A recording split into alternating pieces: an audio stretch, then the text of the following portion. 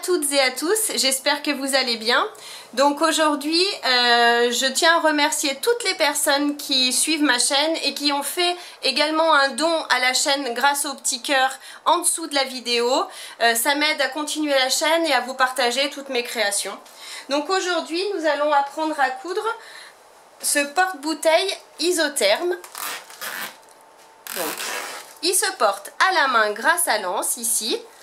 Et donc il est super sympa, facile d'utilisation et très facile à réaliser. Donc vous pouvez garder vos bouteilles d'eau pour la plage ou au bureau au frais. Et aussi, hop, pour vos petites soirées, une petite bouteille de champagne ou de sangria ou ce que vous voulez. Vous pouvez également la mettre au frais et l'emmener chez vos amis. Pour réaliser ce porte-bouteille isotherme, il nous faut un morceau de tissu extérieur de 50 cm de haut et 41 cm de large. Donc si votre tissu a un sens, faites bien attention. Un morceau de thermocollant fin, donc H630 c'est très bien, hein, de la même dimension, 50 cm par 41 cm. Un morceau d'isolant de la même dimension, 50 cm par 41 cm. Il nous faut également un zip séparable, donc qu'on achète au mètre, d'environ 1,30 m. Et ce zip là, on va le séparer, le diviser en deux. Et on va se servir uniquement d'un côté. Donc du coup, vous pouvez faire un deuxième sac pour votre bouteille, pour une autre bouteille. Il nous faut également un morceau de biais d'environ 60 cm, une anse de 40 cm et un petit curseur. Donc pour commencer, je vais coller mon thermocollant à mon tissu extérieur. Donc j'ai bien collé mon thermocollant. Donc maintenant, je vais replier mon tissu en deux sur la hauteur, comme ceci. Je m'aligne bien.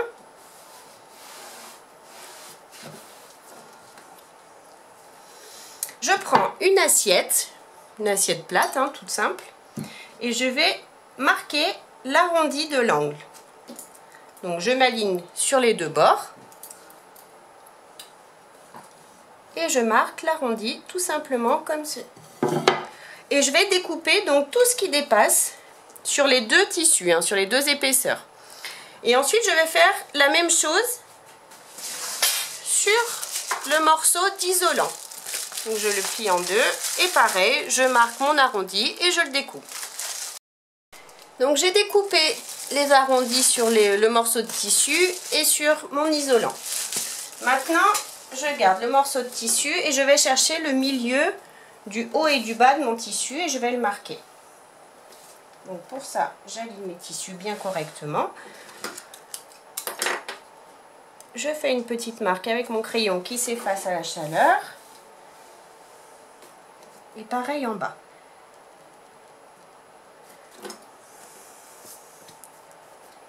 Maintenant, je prends ma règle. Donc, j'ai le milieu du haut. Et à partir de ce milieu, je vais mesurer 9 cm de chaque côté. Et je fais une petite marque. 9 cm ici. Et 9 cm de l'autre côté.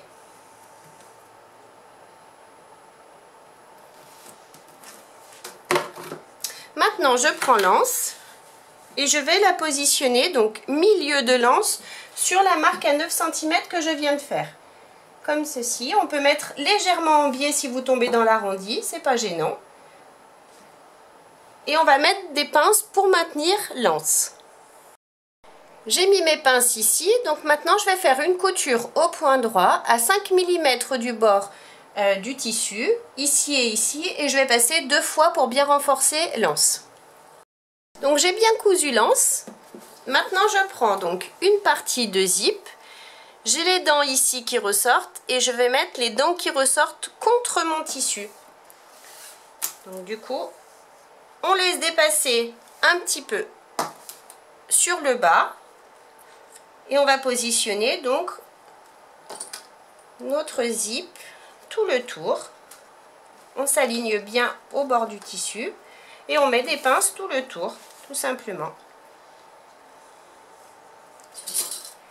Si dans l'angle ça vous gêne, vous pouvez si jamais votre angle n'est pas prononcé, vous pouvez très bien mettre des tout petits coups, faire des tout petits crans au niveau du zip de façon à ce qu'il se positionne bien correctement. Donc on prend notre temps et on met des pinces jusqu'à arriver en bas de l'autre côté. J'ai mis mes pinces tout le tour et j'ai donc deux petits bouts de zip qui dépassent de chaque côté. Donc c'est normal, il nous les faut pour à la fin placer notre curseur. Donc on les laisse comme ça, on les coupe surtout pas. Maintenant, je vais faire une couture à l'aide de mon pied à fermeture éclair, tout le tour du zip de façon à le fixer. J'ai bien mis mon pied à fermeture éclair et maintenant je vais doucement, j'oublie pas mon point d'arrêt au début et bien évidemment à la fin de ma couture. On va doucement.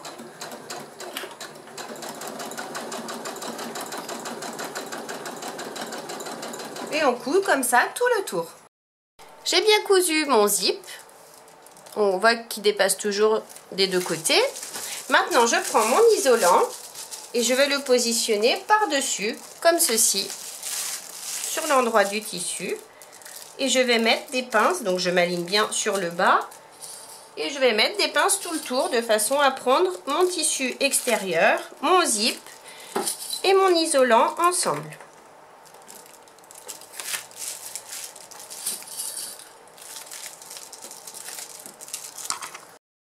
Mes pinces sont bien positionnées, donc maintenant je vais retourner le tout et je vais coudre à l'aide toujours de mon pied à fermeture éclair et je vais repasser sur la couture existante que l'on vient de faire pour coudre notre zip sur le tissu extérieur.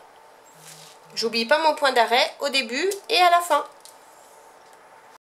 J'ai fini de tout coudre ensemble, donc j'ai bien mon ouverture ici sur le bas. Donc maintenant, ou vous avez des ciseaux cranteurs comme moi, ou alors vous n'en avez pas et vous allez faire au ciseau, on va simplement cranter légèrement les arrondis. Donc moi je le fais au ciseau cranteur, c'est plus vite fait. Vous faites bien attention de ne pas abîmer votre zip, hein. Donc on découpe pas trop près, c'est juste pour que nos arrondis soient jolis quand on va retourner. Et je fais pareil de l'autre côté.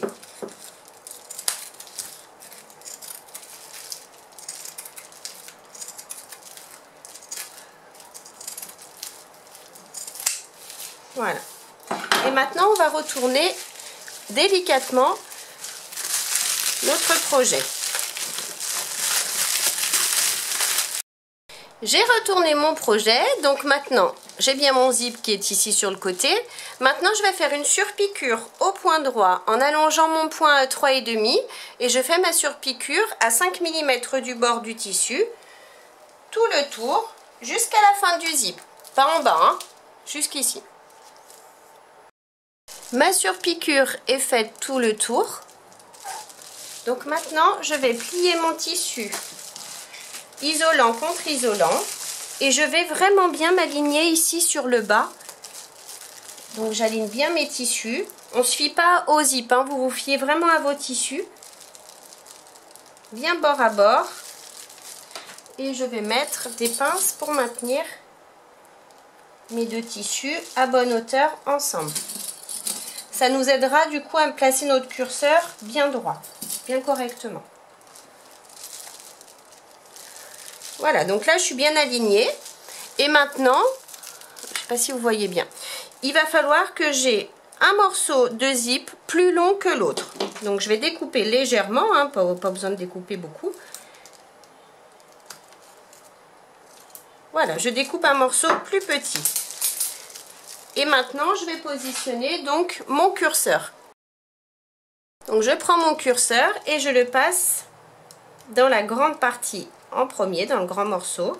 Et ensuite, quand j'arrive à hauteur du plus petit, je le fais glisser. Je fais glisser le plus petit morceau. On peut décaler maintenant que c'est tenu à l'intérieur. Et je tire comme ceci. Et mon curseur est bien placé. Maintenant, je vais donc marquer le milieu du bas. Donc pour ça, j'aplatis mes tissus ensemble, comme d'habitude. Je prends mes ciseaux. Donc on se met bien droit. Et je vais faire un petit pic, donc c'est-à-dire découper légèrement mon morceau de tissu ici. Maintenant, je vais juste passer une couture ici en bas de mon zip à 5 mm du bord du tissu pour bien le consolider, pour bien le fixer de façon à ce que mon curseur ne ressorte pas. Maintenant que j'ai fait ma couture, je vais découper ce qui dépasse. Voilà. Et on va enlever les pinces et retourner délicatement notre projet.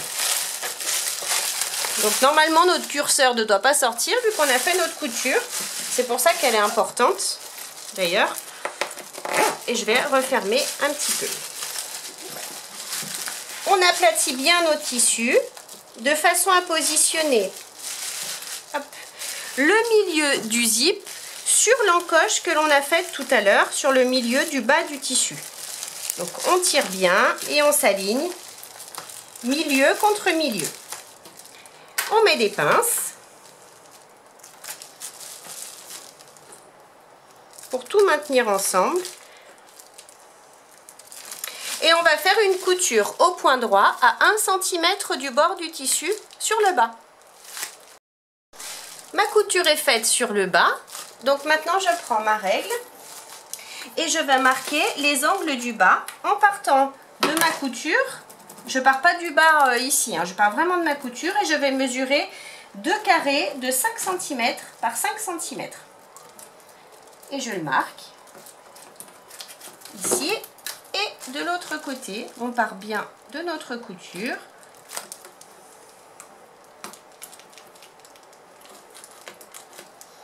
Et maintenant, je vais découper ces 2 petits carrés.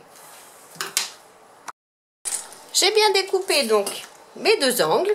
Et maintenant, je prends un petit morceau de biais qui fait à peu près la mesure du bas qui nous reste. Même si ça dépasse un petit peu, c'est pas gênant. Alors là, on va pas se casser la tête à positionner bien correctement. On va le mettre à cheval directement. Donc on s'aligne bien. C'est juste pour cacher notre couture, que ce soit joli quand on ouvrira notre petit sac isotherme. Hop. Porte-bouteille. Voilà. Et maintenant, maintenant qu'il est bien positionné, je vais faire une couture au point droit, ici, au plus près du bord du biais. Mon biais est bien posé, donc maintenant je découpe ce qui dépasse sur les côtés. Et je vais donc ouvrir mes angles. Donc pour ça, on fait bien attention de bien prendre nos 2 tissus extérieurs, comme ceci. Et on va positionner, on tire dessus, comme ça. Et ça se place tout seul. On met nos pinces pour bien maintenir. Et ensuite, on va faire une couture au point droit à 1 cm du bord de chaque côté. Parce qu'on va faire la même chose de l'autre côté. On tire bien nos tissus ensemble. On positionne. On met nos pinces et on fait notre couture à 1 cm du bord. J'ai bien cousu donc mes 2 angles. Et maintenant, on va faire comme tout à l'heure. On va prendre un morceau de biais qu'on va positionner. Alors cette fois-ci, on va mesurer en laissant 1 cm à peu près de chaque côté. On mesure notre angle, on laisse 1 cm. Et on va replier donc 1 cm de ce côté. On positionne, hop, je vais enlever ce fil qui me gêne. Je positionne mon biais par-dessus mon angle. Je mets une pince pour tout maintenir. Je fais glisser. Et je vais à nouveau retourner ici, en coupant aussi mon fil qui me gêne. Je retourne à nouveau ici, de façon à avoir de jolies finitions. Et je mets à nouveau une pince pour maintenir le tout. Et je fais ma couture au plus près du bord du biais. Je fais la même chose de l'autre côté. J'ai bien cousu mes 2 biais de chaque côté, donc maintenant je peux retourner mon projet délicatement On va doucement.